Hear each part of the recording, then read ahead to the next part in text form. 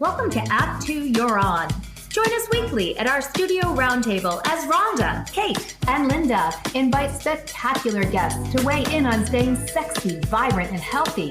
Launch your next great act with authenticity and purpose. Summon your courage, superstar, and step into the limelight. So grab a coffee or a martini and let's set the stage for a grand entrance. It's Act 2. You're on.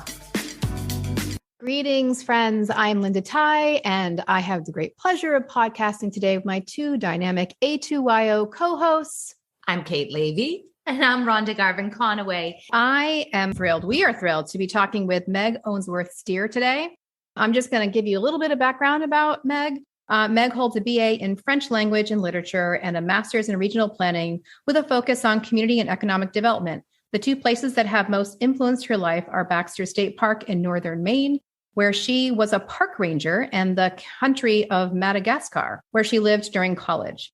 These days, she spends her time writing, managing historic preservation projects, planning her next adventure, shuttling her kids to their activities, and volunteering for a variety of nonprofits. One of her nonprofit passions is being part of the U.S. board for the Maya Impact School in Guatemala, the first female indigenous-led secondary school in Central America. The program offers a holistic education focused equally on academics, culture and identity, socio-emotional development, and family engagement. It's a powerful model to create a more equitable society and to break the patterns of systemic poverty. Her writing has been published in HuffPost, Washington Post, Boston Globe, Chicago Tribune, and the Journal for Planning, Education, and Research, Sky Island Journal, Maria Shriver's Sunday paper, and on her blog, Put Your Own Oxygen Mask On First. So as Meg describes her blog, it is about taking a deep breath, living authentically and bravely, and changing the narrative by finding hope and courage. So I just want to read really quickly one of her blog posts about herself and I think that many of our viewers and listeners can relate, and it's simply beautiful and just should be read out loud. On her blog, she writes, "Hi, I'm Meg. I'm a consummate giver and people person, a jack of all trades and a master of none. I have no brushes with fame or massively noteworthy moments to highlight here yet. I try to find beauty in the mundane, to connect with other people from all over the world, to make life a daily adventure in little ways, and to be surprised by life's little pleasures. I am most happy with a warm drink, a good book, and a little peace and quiet." So I just love that. I just think it's beautiful. Thank you. Thank you, Meg. Thank you for being here today. Happy to be here. My pleasure. Oh my gosh. Tell us a little bit about your path. Okay. Gosh, where do I start? So I definitely am one who likes the windy path. Maybe on the back of my car, I have a bumper sticker that says, "Not all who wander are lost." I think that ever since college, that's really resonated with me. And, I think an adventure and like a little bit of a free spirit and a type A personality. I like walk this funny line between following all the rules and like wanting to choose my own path. So, but in college, I set out like so many people, I feel like. Even then, I was going to be pre-med along with like 60% of my incoming class. And I got lost along the way. School had always been really easy, like the thing I was good at. And I was not successful. And that led me to Baxter State Park in northern Maine, kind of out of this notion of, well, it can't get worse. So I might as well go hide in the woods or something. And being literally on the summit of Katahdin, a woman told me about the School for International Training and that I didn't have to go to France to learn to speak French. I could go to another French-speaking country, which really opened up my world enormously because that's how I ended up in Madagascar. And that led me to an understanding that environmental issues are so much more complicated than just asking somebody to save something because you from the Western world where there's a lot of money think it's important. So that's when I got into economic development. So through that journey, I ended up getting my master's, moving to Boston to get serious about life.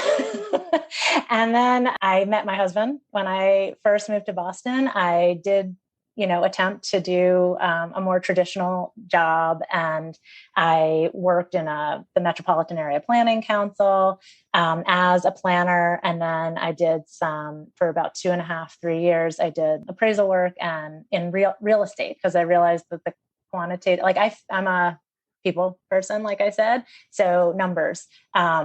and, the serious, what I perceived as like a serious conversation. I needed to know more about that. So I did more quantitative analysis and slowly kind of made my way back to what really matters to me.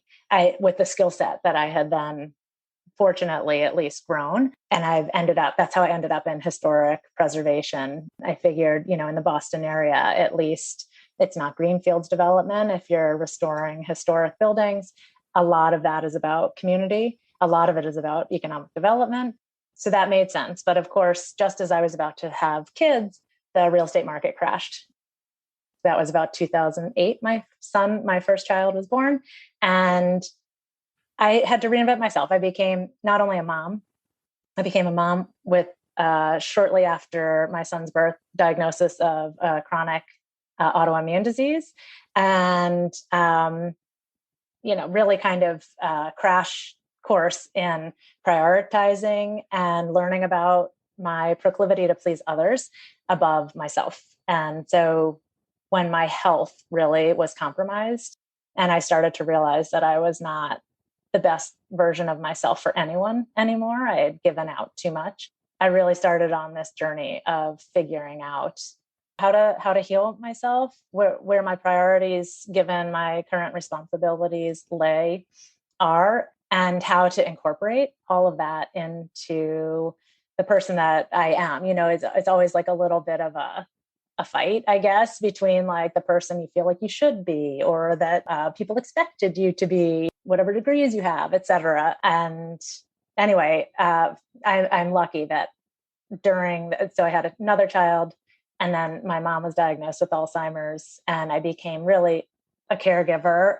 And I was lucky that I had the full support of my husband to kind of maybe take a step back and let's look at all this. And so I just took some time and worked through the guilt of not being the professional working mom I thought I was going to be. That's my image of myself, that if I don't earn a wage, that I'm not valuable and not contributing. And so it took a lot of practice to get beyond that. And this is a very long version of my story. I'm sorry. It's fantastic. No, it's really. I feel like we all need to hear this. Yes, absolutely. So yeah, it was hard. I can't say that I knew exactly what I was doing. That I knew where I was headed. I just knew I didn't want to be where I was.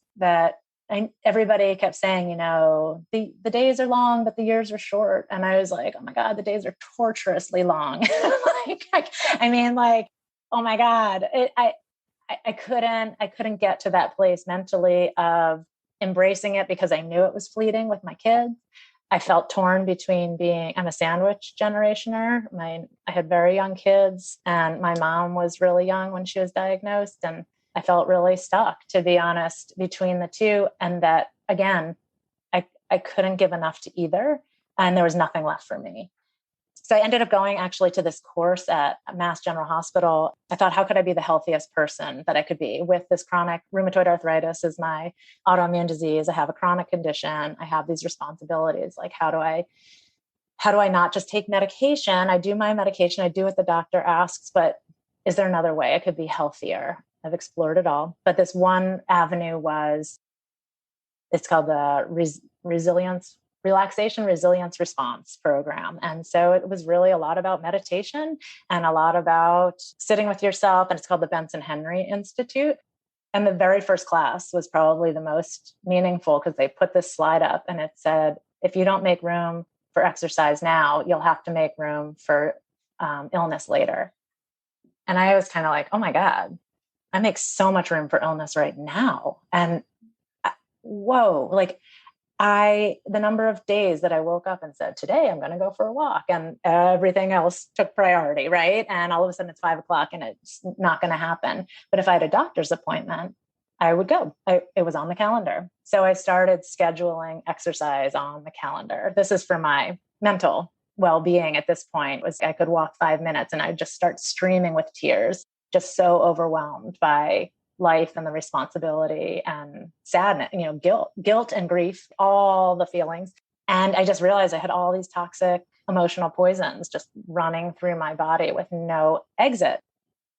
And that is then fueling, of course, my rheumatoid arthritis. Like I get these flare-ups in my joints, and stress is absolutely a contributing factor to that. That right there, pivoted kind of my priorities. I started swimming, so low impact, and all of a sudden my head started to clear. There was a lot of underwater crying. There was a lot of crying in the goggles, screaming. Nobody can hear you. It's perfect. It was really such a release. And I actually even ended up teaching swimming lessons. I got to be friendly with the woman who ran the pool and taught swimming lessons for a little while. It was like just these little pieces of basically just being open to what the world kind of puts on your plate and not saying no to certain things, but to others, it's kind of like, those are finite, discrete moments in time. It's a half an hour swim lesson and I can leave it in the pool. Fortunately, the historic preservation company that I had worked for back when my son was born, we had stayed in touch all these years, and a project came up that seemed like it might be a good fit for me. I was in a better place to be able to contemplate taking on a few hours. I mean, I still work very, very part-time. I still very much prioritize the caregiving responsibilities. My mom's in a memory care facility now. I moved her closer. My kids are still young. And I've just found that I'm healthier.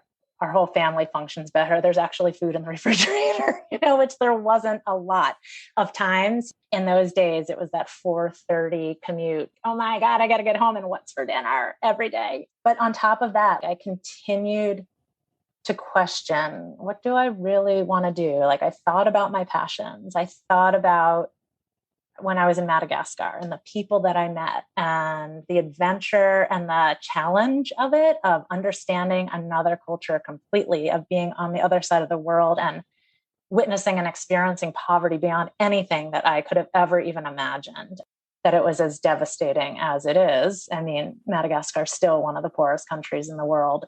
To learn to communicate with people in their language, all of those things still really resonated with me, but I'm based in Boston. I have a family. Like I'm not going to skip off to Madagascar to reprise saving the world. I've kept in touch all these years. That's one of the blessings of being a people person and a connector, is that I do maintain relationships and friendships over time. And one of the women I met out in Madagascar, I happened to text her like one summer 3 years ago, I think it was. Just said, look, I found this picture of the guy who used to drive our Tata buses. I found it on the internet because now there's this thing called the internet, and she was like, what are you doing? Like, why are you on this website? And I'm like, I'm just still trying to find myself. Like, I'm just trying to figure out, like, maybe I need another master's degree. I feel like I've taken all the classes. And she's like, look, I work for this great school in Guatemala. I'm leading a bunch of women down there in like 6 weeks. Maybe you should jump in and see if this still resonates for you. And it happened to go over my birthday. So it's like I gave myself permission. This is the gift I want for like the next 20 years. I don't want stuff. And so I did it. We made it happen. My husband made it happen, like doing all the kids stuff. My friends fully supported me. Some local friends that are Spanish, like, gave me a crash course in some Spanish because I speak French. I mean, it was unbelievable how my community stepped up and rallied and was like, you can do this, you can go. And it was there that it was like, once again, I connected with this world. There's just not everybody wants to go and kind of have the challenge of going to a developing country and trying to really understand what makes these countries work. So you end up with this sort of self-selected group of people who are curious and interested and compassionate. So again, I was thrown into this group of really amazing women. And then I met the women at the Maya Impact School. And, I'd suffered for maybe a lifetime under this. What do I have to say? Like, why does anybody want to hear me? It doesn't matter. And these women have to be so courageous every day of their lives, beyond courageous, like in any capacity that I, as a white woman, a white American woman, would ever really have had to understand. They're unbelievably courageous, passionate, curious about the world, where they've had so little opportunity to see beyond their villages. Here they're being offered this opportunity at an education that's beyond anything that an Indigenous woman would have ever had a chance to do. And they seize it. And they work through the fear together. They work on empowerment. And I came back there stronger. I've learned so much being here. And actually being part of that group, that was when I was challenged to start a blog. My Madagascar friend said, I know you like to write. Like, you like to write in your journal. Like, could you write something about this trip? And I thought, I don't want it to just be about my 6 days in Guatemala. And so I tried to make it broader. That's where Put Your Own Oxygen Mask On First.com came from. I had a sticky note. My office is papered with little Post-it notes. I should have invested a long time ago, just with my own purchasing of Post-it notes. But that's how I keep track of my thoughts. And I had put it up there during the depths of my mom's diagnosis and my kids' stuff. That sticky tab was up there. And I just thought, that's what this is all about. It's about these reminders that you can find hope in some of the most unexpected places. And it's about also just looking internally, not turning away from other people at all, but just making sure that you've taken care of your own house first. And that would be your heart and soul, kind of knowing who you are, being true to it, and accepting of all the stuff, the good and the bad, right? I mean, I definitely have had, my share of challenges the last decade. And I think, I've definitely cried the tears. I've been vulnerable. I've grieved. I've spent months, driving through town. You would have seen me, like, tears just streaming, so sad. Like, I couldn't get beyond it. I mean, that stuff is real. And I think that owning that this is part of being human, and maybe I got lost in it for a time. And then constantly trying to find what comes next. Don't forget to live. This is the long game. It's a marathon, not a sprint. And it was like, I hit Heartbreak Hill for a little while, but I just try to remind myself, my favorite 2 words are for now. This is where I am for now. I just try to kind of put one foot in front of the other. Some days that's all you can do. That was the genesis of Put Your Own Oxygen Mask On First. And of kind of my current, that's where the writing came from. As I was writing on my blog, I thought, am I actually good at this, or just friends of mine reading it to like be nice to me? So I started submitting it to journals and newspapers and stuff. And I've had a few pick it up, and it's been really rewarding. Mostly the stories about my mom. It's really interesting. That's where the passion and like feeling and vulnerability really comes out. And that's really actually what connects people in the end. You are just like your writing, just as, we had been told by our friend Linda, just the most beautiful soul. Your writing is very authentic and real and vulnerable. And it really feels like, to each of us, I know, like, this is what I'm going through. We are, as you say, sandwiched in between raising our children and coping with aging parents and our own physical vulnerabilities of being caretakers. And I think you have offered already so much wisdom, which is really helpful for our listeners to hear, for us to hear, selfishly, for the 3 of us. But really just, I love that phrase, for now. Yes. That actually doesn't it? Me. Oh my gosh, it does. It's like the amount of projecting that I was doing. I spent a month on my couch, absolutely certain that I was going to be, have dementia and probably be dead also, by the time I was 70. And I mean, that may well be true. I could also get hit by a bus tomorrow. I'm not sure that was the best use of my time. And that's okay. You kind of have to go through that, right? You have to, that's the other thing. Like, I mean, certainly, even when I was having kind of like my mini quarter life crisis when I was in college, and this wonderful woman that I worked with, I worked at an arboretum. Like, outside has always been where I find my sanctuary. So that's what, why Baxter State Park has always been a healing place for me.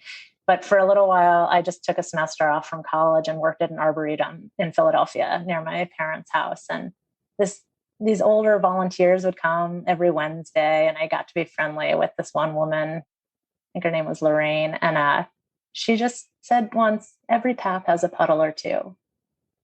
To a 19-year-old, I think, 18, lost soul, to hear that, to have that kind of reassurance. Every path has a puddle or two. It does. It does. Sometimes you got to go right through it. Like, unfortunately, you're going to get your feet wet, maybe all the way up to your knees. But if you think about them as puddles instead of like massive flooding rivers, you can get to the other side. So that's where for now, my feet are wet. I'm in the muck. I don't know how, but you do somehow. You get to the other side. So I think that's important to always remember. It can be really difficult for a really long time. And of course, COVID has taught us all in spades what it's like to feel super vulnerable and to feel lonely and isolated. I think that I've always sort of saved myself from my anxious mind by thinking, oh, I could just go somewhere else and fix it. I could just decamp to some other place and it would get better. And then this time it was like, oh my gosh, I have to sit right here with this. Like, oh, that's uncomfortable. Know that the whole world was in this vulnerable space. There was nowhere I could escape to. So I had to really make it up in my own house and be an example for my kids. And again, we talked about it like, I don't like this, but this is what we have to do right now.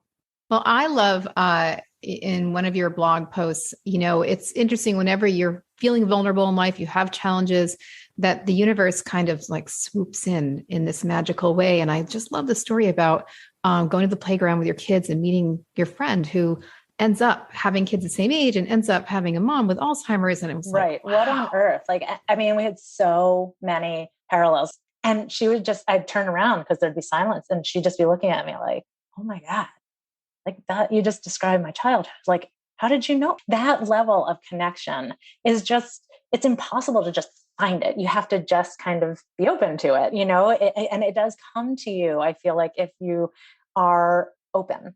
And of course, I say all this from the vantage point, like, clearly I'm an extrovert.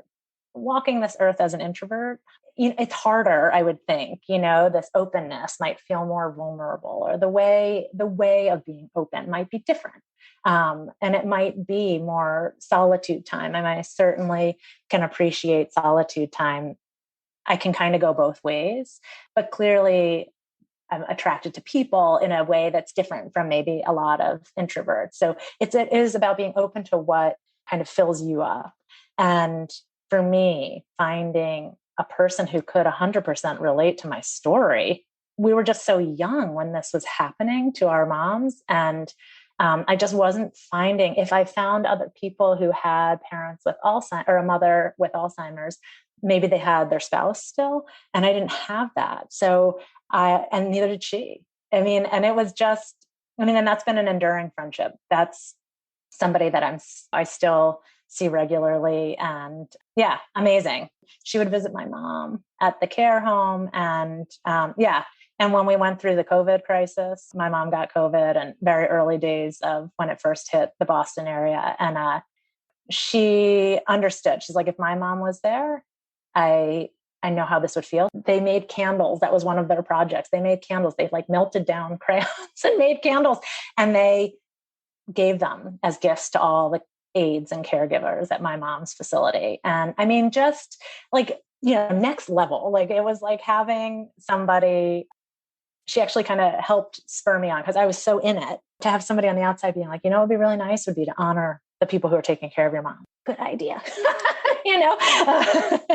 Yeah. And that was the first piece that I had published too, actually, that story about her. And honestly, I got a lot of really lovely emails from people like you're saying, who just said, oh my God, me too. Like, and I don't really usually read this section of the paper, but I happened to pull it out and something about it compelled me to read. And I just wanted to say, like, I'm so glad you found a friend. And, and this meant a lot to me to see a lot of what I've been feeling shared. It's a lonely world. It's a lonely path.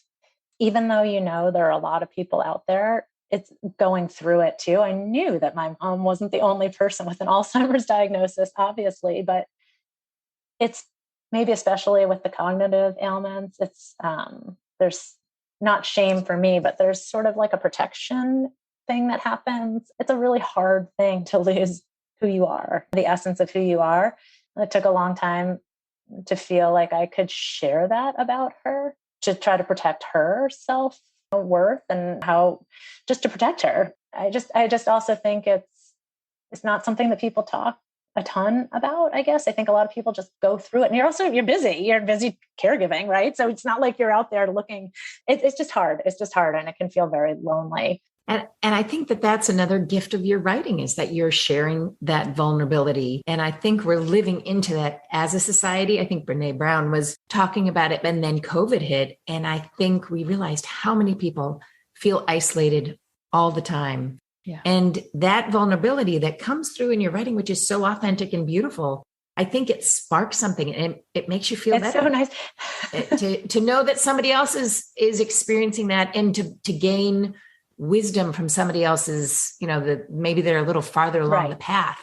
So that's a real gift of your writing. Thank you so much. I mean, that's definitely, I think that's why my writing about my mom resonates so much, because I do feel comfortable being vulnerable about our story. I feel like we've been in it together so much, but I also have moments of, before I click like submit on any of these journals, like, oh my gosh, do I really want to put this out there? Like, have I overshared? I definitely have those inhibitions and the remorse. It's almost like buyer's remorse. It's like submitter's remorse. Like, to hit publish on my blog sometimes, especially at first, was, oh my gosh, I'm putting this out there to the universe, you're saying, and I don't know. And I don't know what the response is going to be. And especially when you're bearing your soul, your truth, at least as I see the world, right? That is really putting your feet to the fire. Well, thank you for being brave and hitting. Well, yeah. Thank you. Well, thank you Yes. for, I certainly appreciate, I'm really glad that it's worked out. I don't know. I've thought a lot about, I don't know why,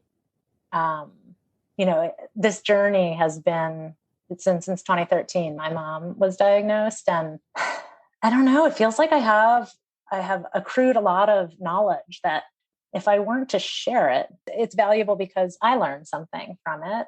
But I know that there are other people out there, like you're saying, and it felt like it would be important to help somebody else feel less lonely. To at least know, if I knew that somebody had been on the same road as me back in 2013, that probably would have helped a little. Maybe I would have spent only 2 weeks crying on my couch instead of 4. I don't know. No. It's the gift of saying, I see you and I hear you, and I'm going to hold space for you. And your writing does that in such an honest way. It's amazing. That's who I would want to be. So you've offered us, I feel like this conversation has been so wise, but we get to this point in our conversation where we ask for a golden nugget, something that you've learned from your life experience or your own work experience, but that would help folks who are listening, who are in their second act, third act, or at a point of transformation. I think a lot of how the negativity bias in our society, really affects me. All those questions, the self-judgment of like, oh, you couldn't do that, or you're not good enough. All that messaging. I think I read at some point that it takes like 3 positive things to put away like the one negative. And that's certainly what we see in the news. I've really tried I'm still affected by it. Don't get me wrong. Like, all the things like that I've always been are still true. I just happen to have a little bit more awareness of what's happening. So I try to put away the doom scrolling sooner. I try to notice the should messaging in my head and the judgy voice of you're not good enough sooner. And at least I recognize that it's a thing, that we're predisposed, we're pre-wired towards negative. So if you're contemplating a change, all of these messages are going to tell you what you can't do instead of the ones that tell you what you can. Recognition of negativity bias in our society. And then I toggle that with what I've learned through the Maya Impact School in Guatemala, is they talk a lot about an abundance mindset. And that changes everything for me. If you can come out of being like a rural, poor, indigenous woman in Guatemala, which is the least equitable society in the Western Hemisphere, if you can come out of that environment thinking about abundance, about like the good and the positive, and what is there in my opportunity? Where can I go? Whenever I feel down and I think about abundance, I feel stronger. Like I just feel like the world is out there. There are challenges. Don't get me wrong. We have not solved by any stretch of the imagination any of the world's problems. And certainly in Guatemala, the COVID is probably hitting there worse than anywhere in the Western Hemisphere right now. They're not back to school. It's all remote for nobody has a plan, right? It's really, really challenging. And this is a group of students who was already behind. There's a lot of reason for real negativity. So it's not about like this toxic positivity. And I'm like, I just live with gratitude. I do. I think that's also important. So moderate the negativity with equal doses or more, 3 times more positivity to go with your negativity and see where you land. I like kind of fact-based, like I'm an anxious and feeling person. And so I try to go and find the fear. What is the fear? And is it based in reality? And abundance mindset, lead with hope. That's it. Love it. Well, thank you for that. Yes. Wow. Yes. Meg, this conversation has been amazing. And I'm thrilled that more of the world will know about you through our channel and platform. I think many are probably curious, as am I. We're at the time where we have to say goodbye and the time is ticking. But before we do, what's going to happen next for you? That's a great question. That's the $1 million question. What is going to happen next for me? I'm going to get back into writing my blog posts. I have taken a little bit of a hiatus. It wasn't necessarily intentional, but it was summer, living in the moment with my kids. And I've got long lists, really hoping to just continue to improve my craft with the writing and get some more blog posts actually out there. And I don't know, who knows what comes after that. We'll see. I mean, hopefully travel when I think that I need a good dose of, seeing the world again, but it's okay. I mean, right now, because I'm immune compromised, I don't go very far. And that's okay. I am digging deep and learning new things about where I live. So that can always be an adventure too. Absolutely. Absolutely. Well, yeah, find the fun. Yes. Well, Meg, we've really loved this conversation. Thank you so much for all the beautiful wisdom that you share. And I was telling Kate and Rhonda, it's like when you meet Meg, you just fall in love with her. And thank you for taking us through your journey and giving us permission as women that it's okay to be a caregiver and we don't have to make excuses for that or feel bad about that. Sharing your vulnerability and sharing the magic that happens out of letting it be and expressing it and putting it out there. It's just been, I know a lot of people will really relate to this. I know it's hit my heart in a very deep way, talking with you this morning. Thank you. So thank you. Our listeners are definitely going to want to, if you haven't read her yet, you're going to want to. And probably the best place that you can learn more about Meg Ounsworth Steere is all one word squished together. This is the website, is put your own oxygen mask on first.com. That is a great. Perfect. It is. Thank you. Perfect. We all need to remember that one. Yes. Special thanks to our very talented producer, Kathy Carswell, for making this all possible today. And so I think it's left to me to say to all of us and to our listeners, go forth, be brave, live well, and do good, because it's Act 2. You're on. Act 2 You're On was brought to you by Act 2 Share Our Stage. You can find us at a2yo.com and also on Facebook, Instagram, and LinkedIn. Please listen and subscribe wherever you find your podcasts. You can support us using Patreon. Thanks for listening.